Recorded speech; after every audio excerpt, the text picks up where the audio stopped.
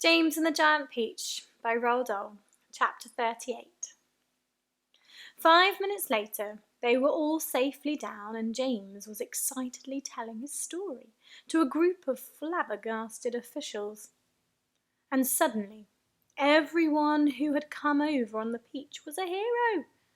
They were all escorted to the steps of the City Hall, where the Mayor of New York made a speech of welcome.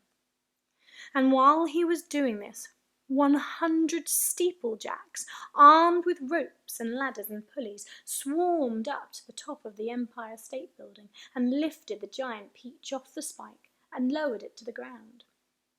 Then the mayor shouted, "We must now have a ticker-tape parade for our wonderful visitors." And so a procession was formed, and in the leading car, which was an enormous open limousine, sat James and all his friends.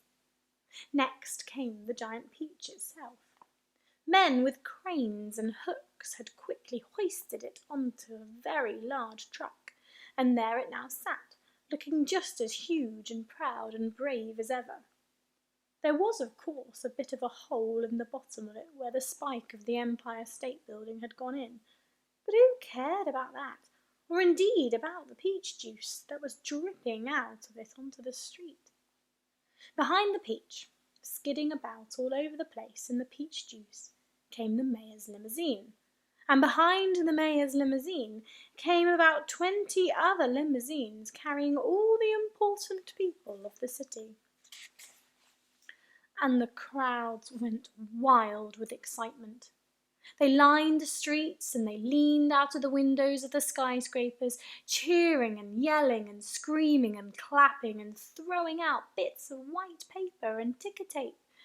And James and his friends stood up in their car and waved back at them as they went by. Then a rather curious thing happened.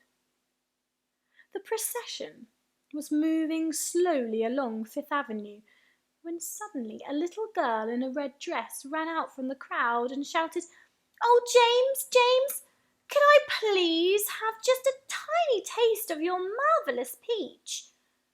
"Help yourself," James shouted back. "Eat all you want. It won't keep forever anyway." No sooner had he said this than about 50 other children exploded out of the crowd and came running onto the street.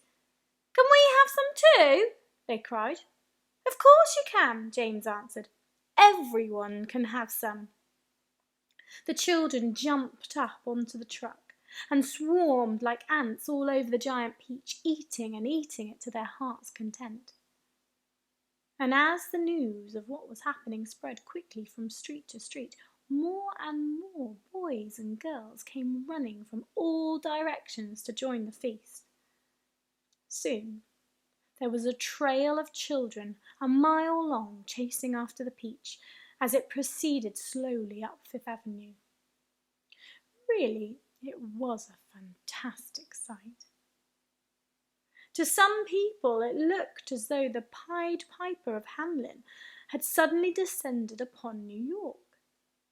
And to James, who had never dreamed that there could be so many children as this in the world, it was the most marvellous thing that had ever happened.